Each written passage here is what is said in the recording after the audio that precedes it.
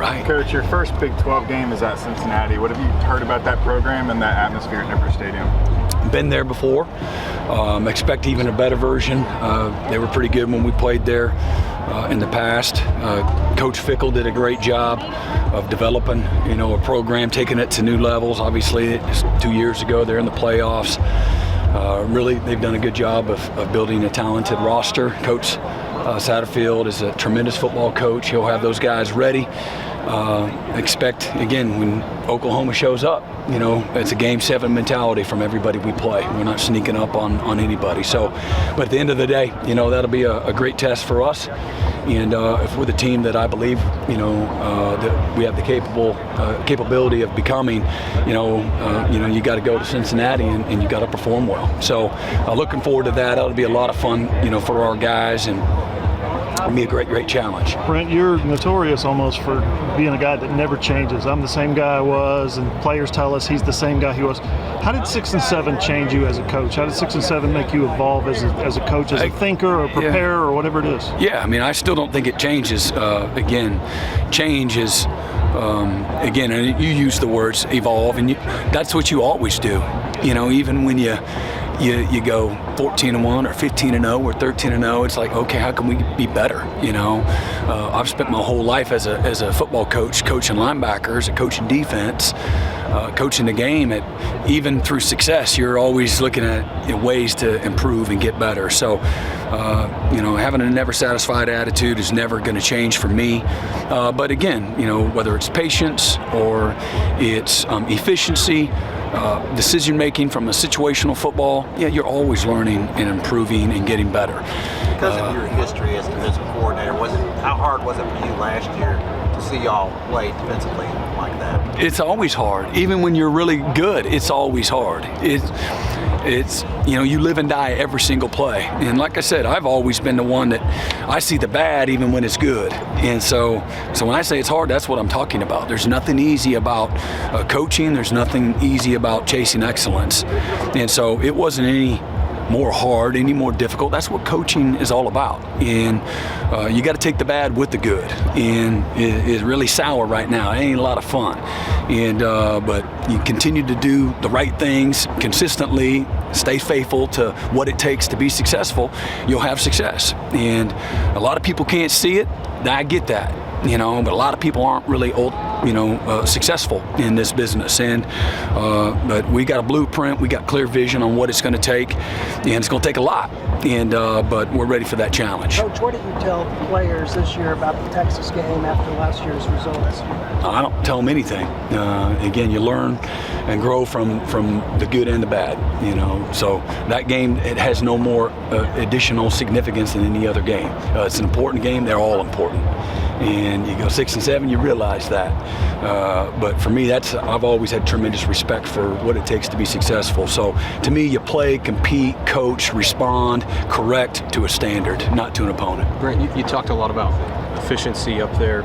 Last year, I think the defense played some of the most snaps in all of college football. Some of that's not getting off the field. Some of that, you guys have one of the faster paced offenses. Do you look at both sides of the ball when you talk about efficiency in that regard? 100%. And that's, complementing each other, playing to each other's, strengths, and, you got to protect your weaknesses and enhance your strengths. And so that's part of it, no question about it. But efficiency in every part of the game, and fundamentals, technique, scheme, situational football, 3rd down, 4th down, red zone, 2-minute,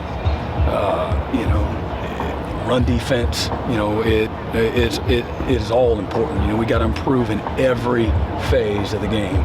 And the efficiency is, again, the margin for error, between winning and losing. And it ain't much, as, again, we experienced. 5 of the 7 losses come down to the last, 2 minutes of those games. So where can we be better? We need to be better on both sides of the ball on 3rd and 4th down. We fell below the expectations there in the red zone. And again, and 3 of the 4 losses, we get penalties where we take touchdowns off the board. You can't lose to Oklahoma. That's part of being efficient. And in 3 of the 4 losses, we have a turnover or a turnover on downs in scoring position.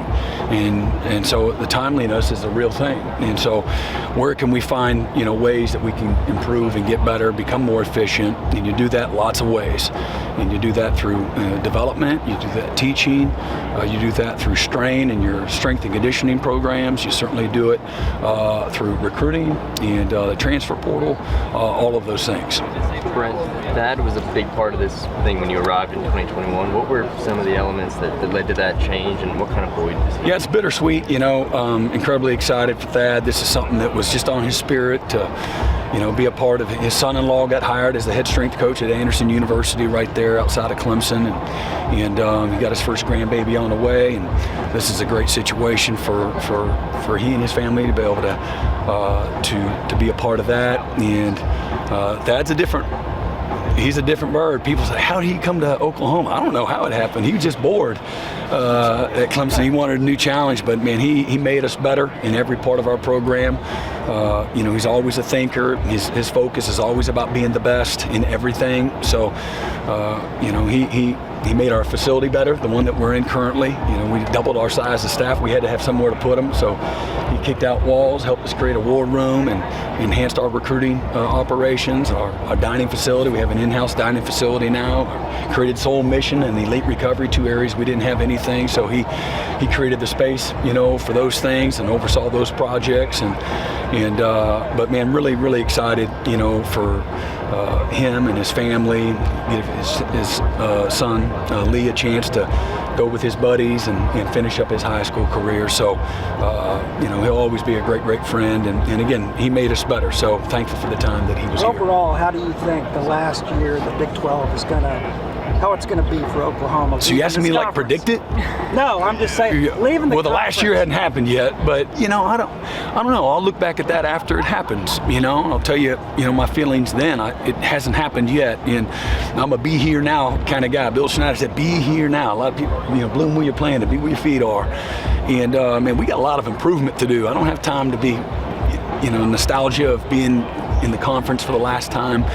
The most important things are, improving our football team, becoming, a team that can compete for championships, and the development process, what it's going to take to do that. And the expectations are that, we should be able to do that this year, compete for a championship. And that's our expectations. And it may not be everybody else's, but that's ours. And there's a lot of work and a lot of improvement has to take place before that can happen. Your last question.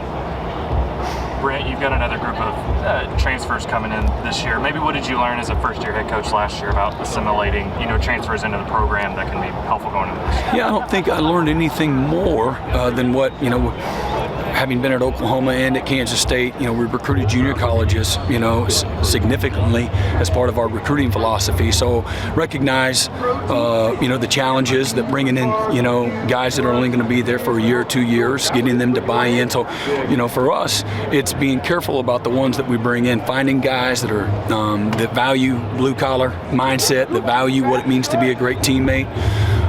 That value the culture, the environment that they're going to come in. I've always filters. Are they going to bring value to our locker room? That's what my players deserve. I'm going to bring in people that are going to bring value into that locker room, and guys that deeply understand that you're going to get what you earn. So I don't want to make any promises in the recruiting process, that don't align with our values. So, the real trick, having 63 newcomers, guys that are showing up for the first time, is how quickly can we get those 63 newcomers to blend in, with the returning players and buy into all the things that we're talking about. And I don't take that for granted. The chemistry, the cohesion that's critical, that's a big part of developing, a winning environment, a team that is capable of winning each and every week. It takes that before you're going to actually win, and so better teams do it together. So but it's a lot of fun. I love that challenge. But I look for people, you got to be good enough, but I look for the right kind of people that got the right kind of stuff. And our players, our current players, they've been amazing, at welcoming these guys and helping them along the way, and teaching them. I can't do it alone. I'm one person, installing and holding guys accountable to the culture and the values and the expectations of our program. It's everybody doing exactly that. So that's been a lot of fun. It is a great challenge. We gotta have a great fall camp, before we can expect a strong September. And but what I've seen up to this point in time, man, couldn't be more excited about this group of guys, the kind of people they are, leaders, competitors, players, a lot to be excited about. Thank you, Coach. Thanks, everybody. All right. Good to see everyone. Thanks, Brent.